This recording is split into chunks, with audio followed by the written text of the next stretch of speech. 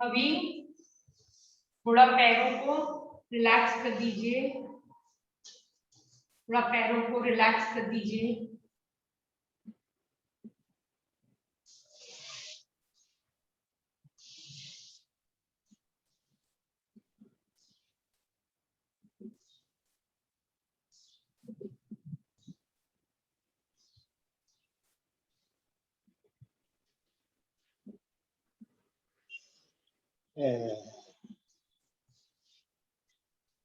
दोनों पैरों में डिस्टेंस, दोनों पैरों में डिस्टेंस।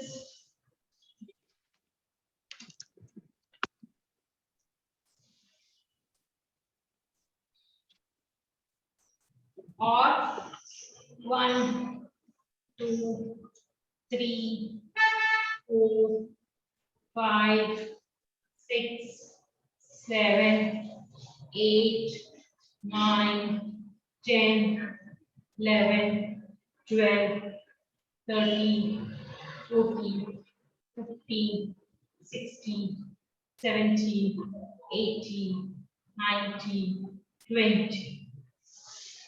अभी दोनों पैरों को जोड़ लीजिए, दोनों पैरों को ऐसे जोड़ लीजिए। अभी तितली आसन,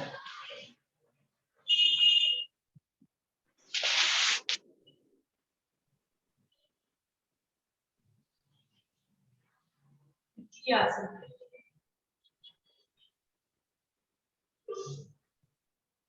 थोड़ा पैरों को रिलैक्स कर लीजिए। हम लोग आधा घंटा बैठे थे तो हमारी जॉइंट्स में एकदम फ्लेक्सिबिलिटी के लिए थोड़ा पैरों को तितली आसन, पैरों को आगे करना और धीरे धीरे टच करना जितना हो सके। थोड़ा पैरों को आगे करके जितना हो सके सर से टच करना, नहीं होता है तो उतना ही करना, तो जबरदस्ती नहीं करना, वो धीरे धीरे जाएगा। पहले इतना फिर इतना फिर इतना, ऐसे टच हो जाएगा बाल। ये हमारे पेल्विक के लिए बहुत अच्छा एक्सरसाइज है, पेल्विक मसल्स।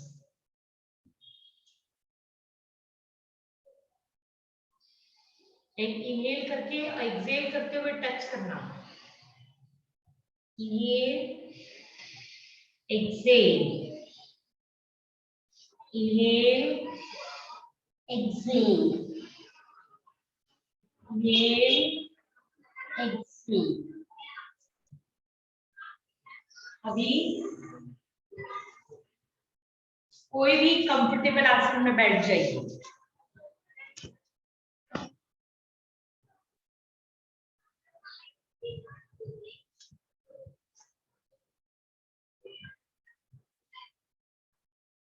कोई भी कंफर्टेबल आसन में बैठ जाइए।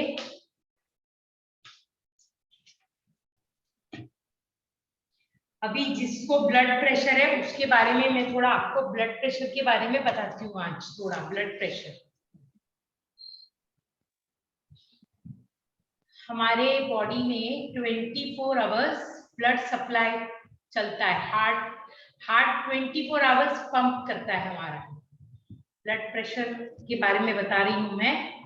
हमारा हार्ट 24 आवर्स पंप करता है, सर्कुलेशन करता है ब्लड का, और वो 120 लीटर्स ब्लड 24 आवर्स में 120 लीटर्स ब्लड सर्कुलेशन चलता है। 120 लीटर्स इन 24 आवर्स होता है। और हार्ट पंप करने से ही हमारे बॉडी में सर्कुलेशन होता है।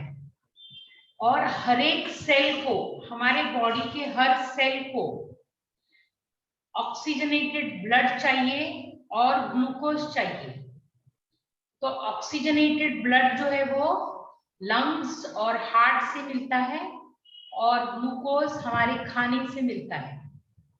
तो ये हमारे ऑक्सीजनेटेड ब्लड कैसे पहुंचता है वो पता चला। अगर हर सेल को ऑक्सीजनेटेड ब्लड और ग्लूकोज मिलेगा तो वो जिंदा रहते हैं, लेकिन विद टाइम कुछ सेल मर जाते हैं। उनको फिर नए सेल रिप्लेस करते हैं। ये प्रोसीजर जिंदगी भर चलता है। पूरा जो सेल को प्रॉपर फूड नहीं मिलता है या ऑक्सीजन नहीं मिलता है तो वो डेड हो जाते हैं और उसकी जगह नए सेल रिप्लेस होते हैं, और ये प्रोसीजर लाइफ लॉन्ग हमारा चलता रहता है। ठीक है। अभी जो हमारा जो हार्ट का प्रेशर है वो जब भी ब्लड अंदर जा रहा है हार्ट में तभी अलग होता है, जब ब्लड बाहर से आता है तब ब्लड का प्रेशर अलग होता है, और किसी और पार्ट में तब ब्लड का प्रेशर अलग होता है। ठीक है। तो जो ऑक्सीजनेटेड ब्लड जब बॉडी में ले जाता है, ऐसे जब ले जाता है तो वो प्रेशर को नापते हैं, वो है हमारा ब्लड प्रेशर। जब हार्ट से ऑक्सीजनेटेड ब्लड हर सेल में जब जाता है वो जो प्रेशर होता है वो होता है हमारा बॉडी का ब्लड प्रेशर। अभी वो ब्लड प्रेशर का लिमिट है 120/80, मतलब ये आइडल बोल रही हूँ, आइडल ब्लड प्रेशर होना चाहिए 120/80। ये इस ब्लड प्रेशर को बोलते हैं, this blood pressure athletic blood pressure, मतलब जो एथलीट्स होते हैं उनका ब्लड प्रेशर इतना होता है। तो हम मेरी जो सभी का इतना होगा, अगर 120/80 की जगह 140 तक भी चल जाता है, 130 150 होगा तो आदमी थोड़ा अनईजी हो जाता है, पर 120 आइडल है, 140 तक चल जाता है। अभी इसका सिम्टम कैसे पता चलता है, तो हमको सिर में दर्द, चक्कर आना, गुस्सा आना, हमारे बिहेवियर में ऐसे फर्क आता है कि सामने वाले को मतलब पता चल जाता है कुछ तकलीफ है, तो हम जब डॉक्टर के पास जाते हैं तो वो चेक करके देखता है, तो ब्लड प्रेशर होता है, या तो हाई ब्लड प्रेशर होगा या लो ब्लड प्रेशर। अभी हम बात करेंगे low blood pressure. Low blood pressure ladies में जब एक्सेस ब्लीडिंग होता है मेंसेस के टाइम में, तब उनको लो ब्लड प्रेशर होता है। कोई इंफेक्शन हो गया होगा अगर, तो ब्लड प्रेशर लो होता है। अगर जैसे अंदर पेट में अल्सर है और वो अल्सर फूट गया है तो लो ब्लड प्रेशर होता है। कम पानी पीने से भी लो ब्लड प्रेशर होता है, क्योंकि हमको 3 लीटर से 3.5 लीटर पानी पीना चाहिए, तो हम लोग पानी कम पिएंगे तो भी ब्लड प्रेशर लो या हाई हो जाता है। और क्या है, लेडीज किचन में रहती है तो भी वो पानी नहीं पीती क्योंकि उनको ज्यादा ध्यान नहीं रहता है, तो पानी बहुत इंपॉर्टेंट है। कैशियर है, गोल्ड स्मिथ है, ये लोग भी पानी बहुत कम पीते हैं क्योंकि उनको डर लगा रहता है कि अगर वो लोग उठ के चले गए तो उनको अगर पानी ज्यादा पिएंगे तो उनको यूरिनेशन को जाना पड़ेगा, तो उनके पास कैश होता है, किसी के पास गोल्ड होता है, तो वो डरते हैं। तो ये सब टेंशन से भी लो ब्लड प्रेशर हो जाता है। और फिर क्या हो जाता है हमारा अंडर, और जो विटामिन मिनरल्स प्रॉपरली नरिशमेंट नहीं मिलता है खाने में, मिनरल्स और अपना विटामिन, तो भी लो ब्लड प्रेशर हो जाता है। और कुछ लोग वजन घटाने के लिए रॉन्ग फूड लेते हैं, वजन घटाना है उनको, अपना वेट कम करना है, तो वो लोग क्या रॉन्ग फूड लेते हैं, रॉन्ग डाइट लेते हैं, तो उनका ब्लड प्रेशर कम हो जाता है। वजन घटाना है तो वो लोग फ्रूट्स नहीं खाएंगे, केला नहीं खाएंगे, तो उनको फिर ब्लड प्रेशर लो होने से सिर्फ सिम्टम, चक्कर आएगा, सांस फूलेगी, बोलने के टाइम तकलीफ होगी, सिर में दर्द होगा, काम करने में मन नहीं लगेगा। इसके लिए उनको हल्का हल्का, जिनको लो ब्लड प्रेशर होता है उनको हम बहुत स्ट्रॉन्ग वाला आसन नहीं करा सकते, उनको लाइट आसन कराना होता है, ज्यादातर उनको प्राणायाम ही करा सकते हैं, क्योंकि और आसन से क्या हो जाएगा, उनकी सांस अगर ज्यादा फूल गई तो वो लो ब्लड प्रेशर वाले उसको सहन नहीं कर पाएंगे, इसलिए उनको ज्यादातर जिनका लो ब्लड प्रेशर होता है उनको ज्यादातर प्राणायाम से ठीक कराना पड़ता है। तो ये हो गई लो ब्लड प्रेशर की बात। अभी मैं बात करती हूँ high blood pressure. High blood pressure जो है वो 3 टाइप का होता है। एक होता है स्ट्रेस से जो आता है, स्ट्रेस, उसको इसेंशियल ब्लड प्रेशर बोलते हैं। स्ट्रेस से जो ब्लड प्रेशर आता है उससे एक ब्लड प्रेशर है, जैसे कोरोना हो गया, आपके पास पैसे नहीं, आपको ईएमआई देना है, किसी को लोन देना है, किसी का वो याद आते ही एकदम ब्लड प्रेशर शूट हो जाता है आपका। आपको किसी को कुछ देना है और ध्यान आ गया कि वो लेने आने वाला है, तो आपका ब्लड प्रेशर शूट हो जाएगा। तो मतलब आपका स्ट्रेस लेवल बहुत बढ़ गया है। तो जब आपका स्ट्रेस लेवल बढ़ेगा तो वो इसेंशियल ब्लड प्रेशर कहलाता है, और उसमें आपके जो एंडोक्राइन ग्लैंड्स है वो डिस्टर्ब हो जाते हैं। वो डिस्टर्ब होने से आपका ब्लड प्रेशर शूट हो जाता है, आपके हार्ट की धड़कन बढ़ जाती है।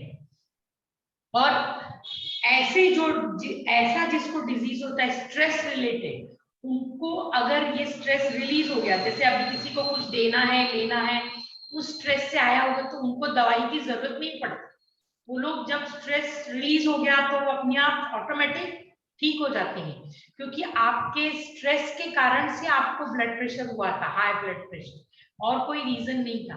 तो जब वो आपका टेंशन रिलीज हो जाता है तो आपको वो ब्लड प्रेशर अपने आप ठीक हो जाता है।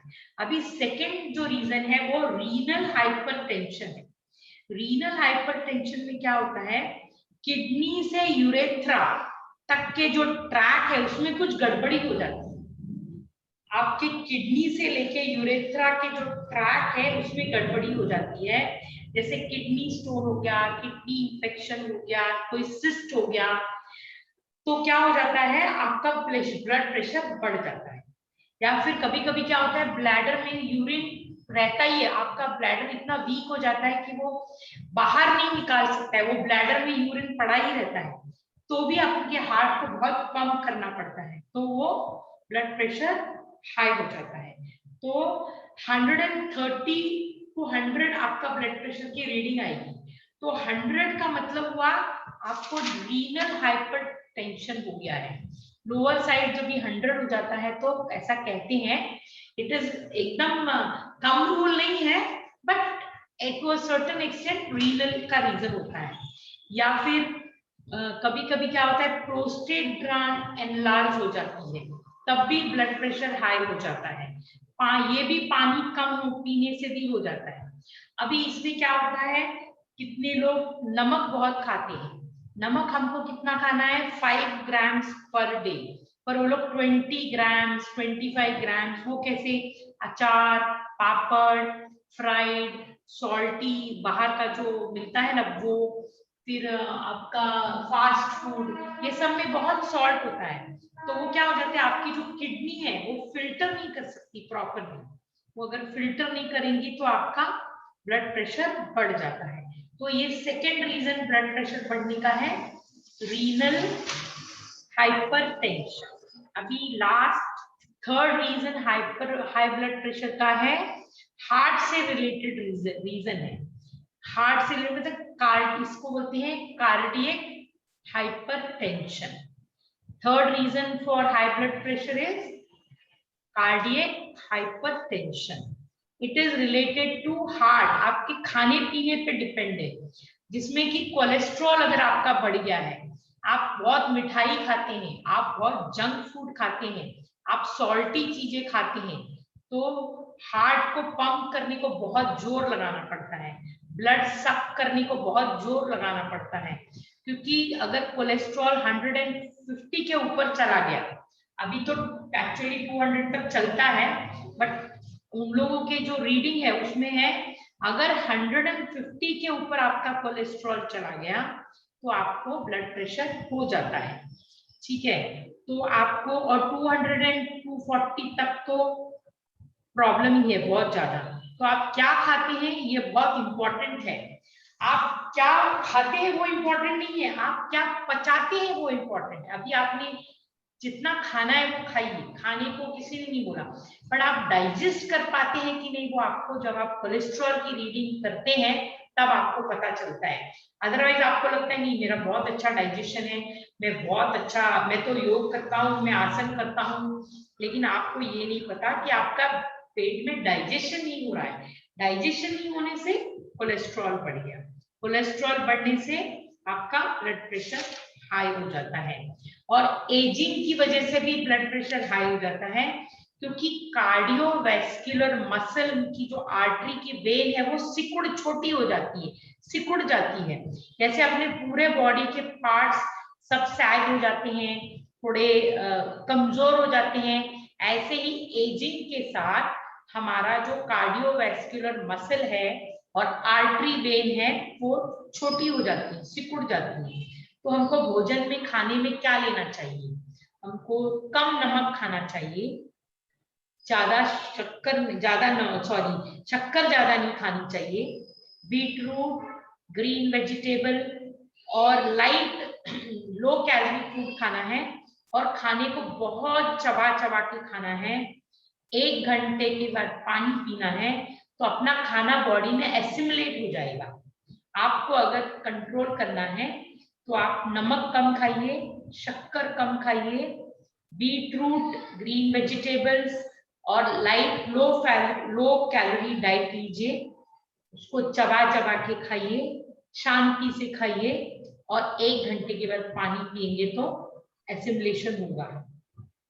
घी और मिठाई ज्यादा खाने से कोलेस्ट्रॉल बढ़ता है। हाई कितने लोग तो घी और मिठाई नहीं खाते, उनका भी कोलेस्ट्रॉल बढ़ता है, तो उसका क्या कारण है? बहुत से लोग बोलते हैं कि हम तो घी भी नहीं खाते, हम तो ज्यादा मिठाई भी नहीं खाते, तो भी हमारा कोलेस्ट्रॉल बढ़ता है। तो उनका कोलेस्ट्रॉल बढ़ने का कारण होता है कि उनको बचपन में कभी जॉन्डिस हुआ होगा।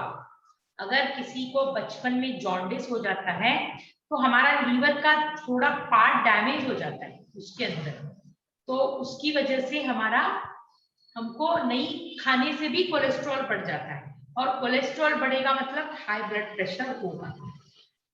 जिसको फैटी लिवर है, फैटी लिवर, उसको भी हाई ब्लड प्रेशर हो जाता है। वो इसलिए होता है, जो लोग दारू बहुत पीते हैं, जो मिठाई बहुत खाते हैं, शक्कर बहुत खाते हैं, तो उनका कोलेस्ट्रॉल बढ़ेगा ही। और फैटी लिवर भी जब बढ़ता है जब आप राइट हैंड साइड की तरफ ज्यादा सोते हैं। आप जब भी रात को सोते हैं तो आपको ज्यादातर लेफ्ट साइड में सोना चाहिए। अगर आप लेफ्ट राइट करवट पे सोएंगे, ये हाथ पे सोएंगे राइट पे, तो आपका फैटी लिवर बढ़ता है।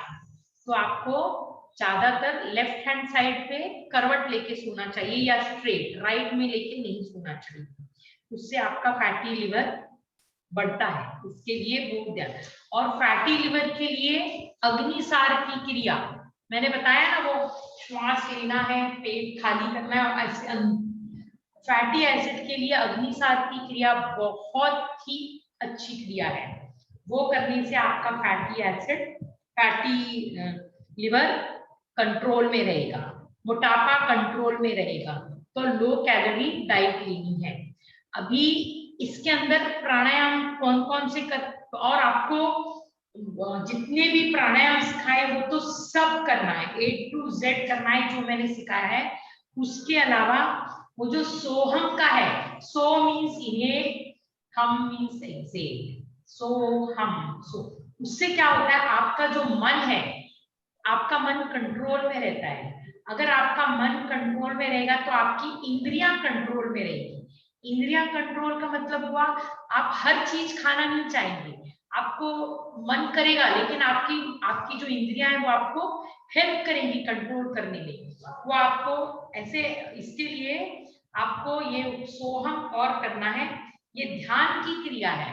ध्यान की क्रिया में जब सोहम करेंगे हम, तो आपकी बॉडी का, आपका मन शांत होगा, आपकी इंद्रियां शांत होंगी, तो आपको हाई ब्लड प्रेशर में इसका बहुत फायदा होगा। तो प्राणायाम तो सभी करने हैं, A to Z।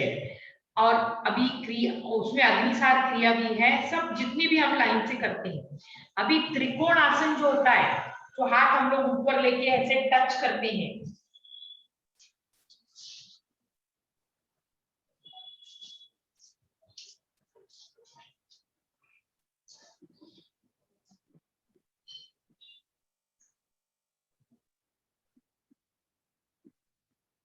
ये वाला आसन, और एक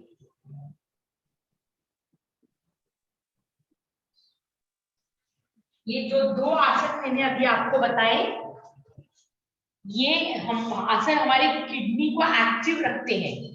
ये जो दो आसन मैंने आपको अभी बताए वो हमारी किडनी को एक्टिवेट रखते हैं। ऐसे पैर को छूना और हाथ ऊपर रख के ऐसे हाथ को स्लिप करना, त्रिकोण आसन। फिर उसके बाद है पाद हस्तासन। पाद हस्तासन मतलब आप साथ में करिए मेरे, पैर को सीधा करिए सभी लोग। हम लोग आसन करेंगे, ब्लड प्रेशर के लिए जो आसन है वो करेंगे। पैरों को सीधा करिए और इनहेल करते हुए पीछे जाना है, एक्सहेल करते हुए पेट को अंदर लेके जाना, पूरा पेट अंदर। और आपकी जो स्पाइनल कॉर्ड है उसको धीरे धीरे आगे खींचना है। ऐसे जितना स्पाइनल कॉर्ड आगे खींचेंगे उतना आपका हाथ आगे जाएगा, और जितना आपका हाथ आगे जाएगा उतना आपका ये जो पेट है वो दबेगा, और आपका जो पेट का डाइजेशन ठीक होगा। और सिर को कोशिश कीजिए घुटने को लगाने की, नहीं होता है तो धीरे धीरे हो जाएगा। ये एक आसन करना है। एक मैंने कहा सब प्राणायाम बोला, बाद में अब मैंने त्रिकोण आसन बोला, और ये पादहस्तासन, ये खड़े होके भी कर सकते हैं या कुर्सी पे बैठ के करना है। कुर्सी पे बैठ गए, हाथ ऊपर किया और पैर को नीचे रख के ऐसे टच किया, ये कुर्सी पे भी कर सकते हैं पादहस्तासन। उसके बाद में आपको करना है शशांक आसन। शशांक आसन आप सुखासन में भी कर सकते हैं, वरना वज्रासन में बैठिए और हाथ पूरा इनहेल करना है और एक्सहेल करते हुए पूरी बॉडी को नीचे लेके आना है।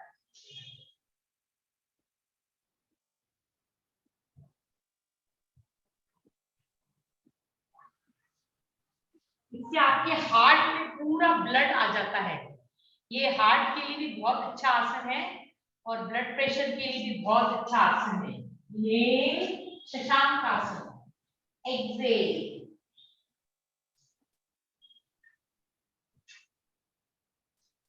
और वहां पे थोड़ी देर रुकना है आपको। आपने एक्सहेल किया, उसके बाद आप जितना देर रुक सकते हैं उधर रुक जाइए। ये हो गया आपका शशांक आसन। अभी वक्र आसन।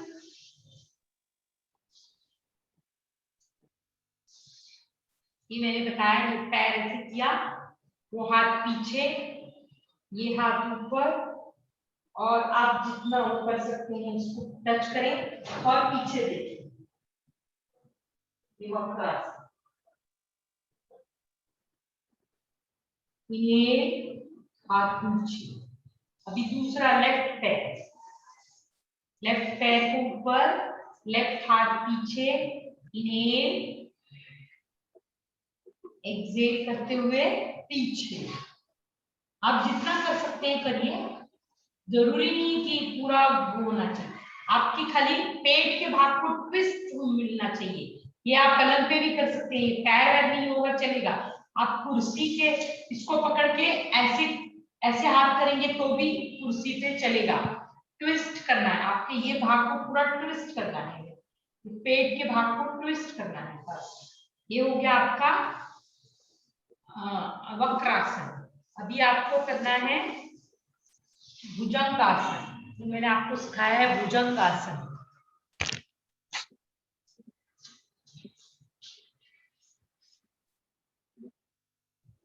लेट जाइए पेट के बल, सभी लोग इनहेल करते हुए खाली नेवल तक आना, ऊपर देखना, अपने श्वासों को रोकना, एक्सहेल।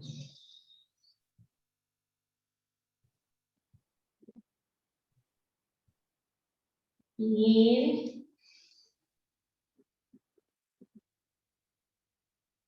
एक्सहेल। उसके बाद धनुरासन। आपको पैरों के टखने पकड़नी है ऐसे और ऊपर उठना है ये करके,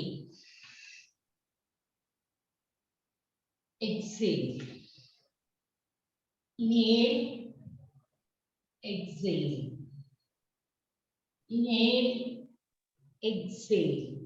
ये हो गया धनुरासन। और लास्ट है मार्जरी आसन। ऐसे बैठना है, दोनों पैरों में गैप, और इनहेल करते हुए आपका सर ऊपर और रीढ़ की हड्डी अंदर, और एक्सहेल करते हुए रीढ़ की हड्डी ऊपर, सिर अंदर। Inhale, exhale, inhale, exhale. और एक पवन मुक्तासन, वो मैंने आपको बताया, पैर ऊपर करके पैर को पेट के पास लाना, पवन मुक्तासन। बस ये इतनी आसन आपको हाई ब्लड प्रेशर में करनी है। लो ब्लड प्रेशर में खाली प्राणायाम करना है, ओनली प्राणायाम। और हाई ब्लड प्रेशर में सभी प्राणायाम, और मैंने जो 10 आसन बताए हैं वो आसन करने हैं। किसी को कोई डिफिकल्टी है तो बोलिए, नहीं तो हम ताली बजाते हैं। ठीक है, high blood pressure, low blood pressure के बारे में मैंने आपको बता दिया। अगर किसी को कोई पूछना हो तो मेरे को व्हाट्सएप कर सकते हैं। Pratibha ma'am, Yes. Pratibha ma'am, I have a question. I have spondylitis. So bending forward is not good, right? It is not good, but if you do slowly now, see, spondylitis will become all right when you do yogas, right? Now, bending forward means what happens, people do it with great force. Whenever you are suppose you have spondylitis, okay? So what you do? Okay. You do inhale and slowly. Suppose you go only till here, no problem. Okay. Okay. Don't try to touch this. With time, spondylitis will go and everything will be all right. Anything where you have to put your shoulder down, now go only. Now, suppose I am doing this. Suppose, so suppose here you feel no, I am uncomfortable. Wait here, your stomach little bit you have pressed it now. So with time, then suppose you go till here. And there is a technique when you go exhale, you put your stomach in and your this what do you call this spinal cord now slowly you bring forward. Don't bring your shoulder forward. You give a push from your spinal cord. See, when you give a push from spinal cord, it is not affecting on your spondylitis. It is the way you do it. Suppose you do like that and you bring this first, it will pain. You bring your lower part ahead. First you bring your lower part ahead and then now wait here only, no problem. So that is how, even though you have spondylitis, only do till your capacity. With time, you will be in a position to do what is spondylitis we are doing every day. The muscles over here are not flexible. We do all this. This, right? So you keep on, even when you are in the kitchen for this, nothing, even you had food, just pull your hands like that, pull your hands like that. When you're walking in your house, 2, 3, 4 times, slowly like that. Spondylitis is very easy to go, madam. Only thing is, be alert and see when you're sitting and watching TV, you put your shoulder up and down, move it up and down. So easy, madam. You have to remember these 3, 4 asanas where your body you are giving a flexible asanas, and that is not required to do prana in asana only. You are sitting idle, your food is over. You can use these shoulders up and down. It will not affect your stomach. You are just moving. How will it affect your stomach? Tell me. So, whenever you have free time, you do this shoulder movement, madam. Okay. You can put your hands like that. What is there in sitting, and if you do like that, what will happen? Right. Only thing maybe you must be not in a position to do till this much, but pull this much, pull this much, pull this much. See, keep on doing. It will go away, madam. And one more thing, remove this from your mind. You have a spondylitis. I'm telling you. Fine. And you keep your body loose and do very slowly. I'm not telling you great jerk or something. You do so slowly. The moment you feel something is there, acha, secondly, take a breathing with that, because oxygen when it reaches here, madam, the body will become flexible, more flexible. Okay. Should be all right. Okay. Okay. One more question. When you ask me to sit like that, no, what is the other position? Which Instead of bending, crossing your knees, you take your legs no, behind. You can sit this cross-legged also, like that. You can sit like that. Yeah, no. Then, yeah, I can sit, but the other way when I'm sitting, no, I get catches in my legs and toes. So you can sit straight. You can sit like that. No, like that I can sit. I can sit cross-legged. 1 minute. I can sit cross-legged. Okay. Can you see me? No, I cannot see you. Okay. I can sit cross-legged. Okay. I can sit cross-legged, but when you ask me to sit like this, see, I get catch immediately in my legs. I get catch in my toes. I tell you, you have lot of bath. You do this mudra. This is Vayu mudra. You are having lot of bath in your body. You are having lot of gas in your body. That is because okay. You have lot of gas. Okay. I will give you one medicine. I suggest you Ayurvedic medicine. You have that because your body is full of gas actually. That is why. But to get a catch while sitting is not correct because there is some bath is too much in your body. Okay. I'll tell you. Okay, fine. Okay. Right. Okay, thanks. Yeah, I'll call you up for that. You call me, I'll tell you why it is happening. Okay, because the main reason is 100% vata only, but how to release it also I'll tell you. Okay. Okay, fine. Thank you. Will do. Otherwise, we will do clapping. Okay. Come on. Yeah. Okay. 1, 2, 3, 4, 5. 1, 2, 3, 4, 5. 1, 2, 3, 4, 5, 6, 7, 8, 9, 10.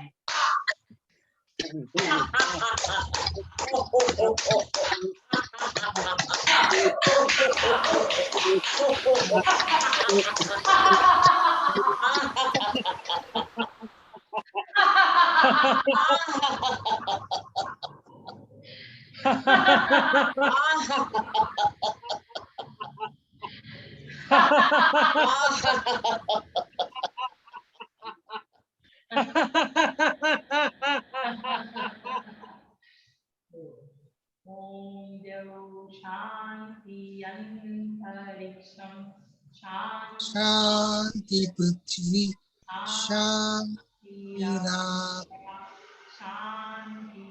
Iroshadaya Shanti Vanaspataya Shanti Deva Shanti Brahma Shanti Deva Shanti Dama Shanti Devi Om Shanti Sarvebhyo Namah Sabko Sadar Namaste. Thank you, everyone, and bye. Thank you. Welcome. Yeah. Thank you very much. Bye. Bye. Thank you. Thank you very Bye, much. Nati. Welcome, sir. Bye. Bye. Everyone. Thank you. Bye. Bye.